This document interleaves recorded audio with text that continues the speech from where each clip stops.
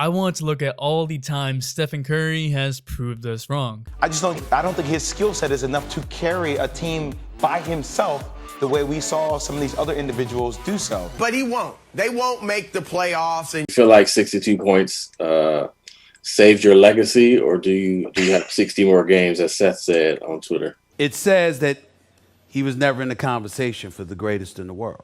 We've seen this time and time again. From about 30 feet out. Oh, Stephen Curry! So let's do it. What is up, dudes? That's Ballers Players. It's your boy MJ. Let's get these subscriber numbers to the moon. For every 10 subscribers from this video, I'm gonna give away $1 of Dogecoin or GameStop. So subscribe for more revenge stories and basketball content and a possible PS5 in the future. Curry's been doubted a lot.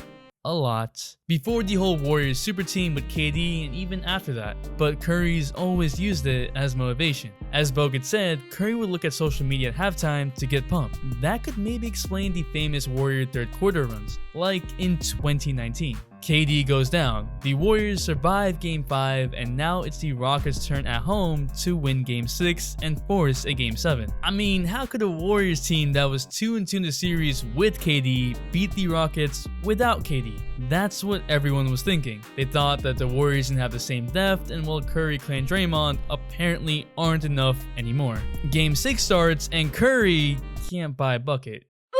He's just missing shots that he usually makes, and Steph ends the half with 0 points. And then via Twitter, well, they do what they do best. Curry was getting roasted, disrespected, people were saying that he was not the same Curry, that he was letting KD down, that he can't carry a team by himself, and like Bogut said, he'll check his mentions at halftime when he has a bad half. It's the craziest shit I ever saw. Yeah, Steph, if he had a bad half, he would go on social media and then come out and drop 30 in the second half. And,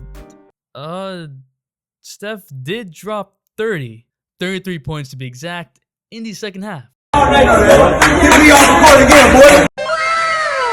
He had 23 points in the fourth quarter, including 8 points in a minute and a half to put the Warriors ahead for good. Curry created his own shots without KD. He was doubled and still made it over them. He was clutch, just everything that he apparently was not. The Warriors would win the series, and Curry would go on to destroy the Trailblazers. NBA fans definitely learned their lessons about judging Curry too soon. Psych!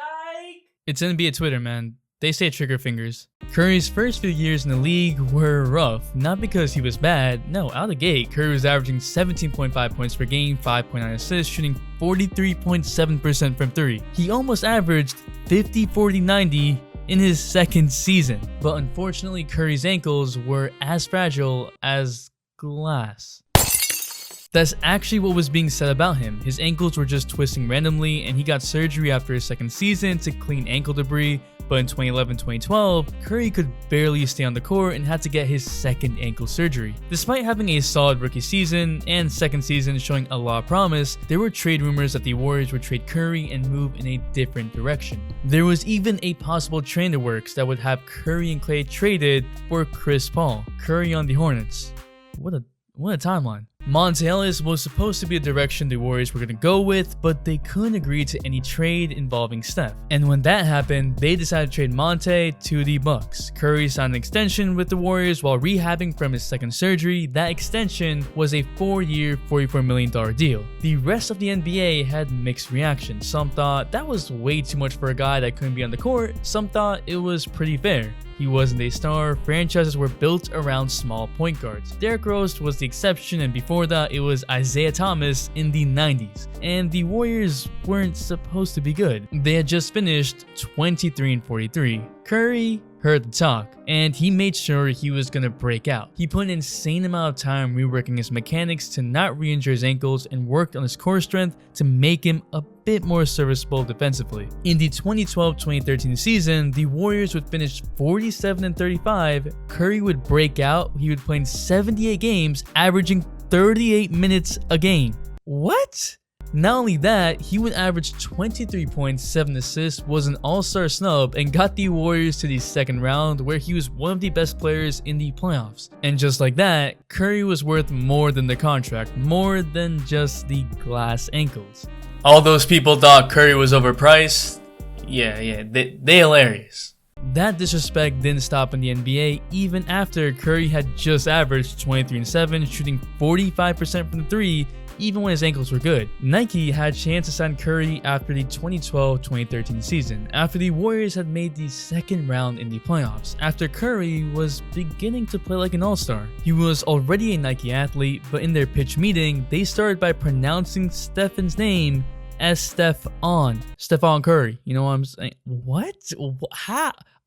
In one of their slides, they had left Kevin Durant's name in there, meaning they just copy and pasted it like it was a school project and forgot to even change the name. They fumbled the bag! Yeah, they had their B team for this one, not even having Lynn Merritt, the main dude for brokering deals with athletes, at the meeting. They wouldn't even give Steph his own camp, which he wanted so he could teach a younger generation. They gave Kyrie a camp, Anthony Davis a camp, but not Steph. You see, Nike wasn't sure if Steph would really have popularity that would sell shoes, and so Steph left and went with Under Armour. And Curry had more sales than LeBron, KD, all the Nike athletes. He became the most popular athlete in the world. His jersey was the most sold for 3 consecutive years. In 2016, Steph was worth $14 billion to Under Armour. Yeah, that's different. In the 2013-14 season, Curry became a first-time All-Star. Nike even had a chance to match Under Armour's offer, but they didn't. He immediately proved Nike wrong, and that's what he wanted to do because at that point he had been used to being overlooked, and so Under Armour actually valued him. His dad, Del Curry, said that after they said Stephon, that meeting was over. And now Curry has his own brand with Under Armour. Going back a few years, there were a lot of people who said the Warriors got lucky for winning their championship in 2015. Doc Rivers said that the Warriors got lucky because they didn't play the Spurs or the Clippers. There was also Harden saying that he deserved to win MVP. Pretty much everyone just was hating on the Warriors, and Curry would eventually respond saying, "I want to just say I apologize for us being healthy. I apologize for us playing who was in front of us. I apologize for all the accolades we received as a team and individually. We'll rectify a situation this year." Well, they rectified it. Yeah, they rectified it for sure. I am having a very bad day. Curry's MVP numbers in the 2014-15 season were fringe and borderline for an MVP, but the Warriors were the best team in basketball and he was the best player on the best team. Doc Rivers said this 12 days before the season started, and then the 2015-16 season began, and well, yeah, Curry had 40 opening night, then 53 in the third game. The Warriors started the season winning their first 24 games. Luck, huh?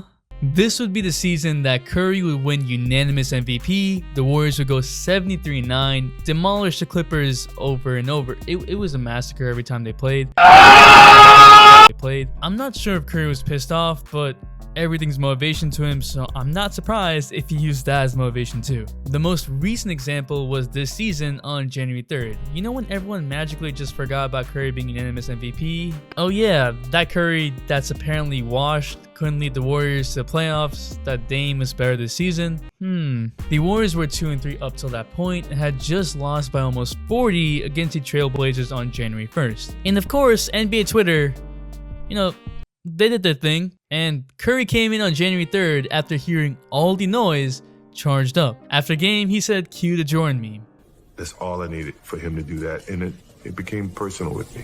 What'd he do during this game? Drop 62 points.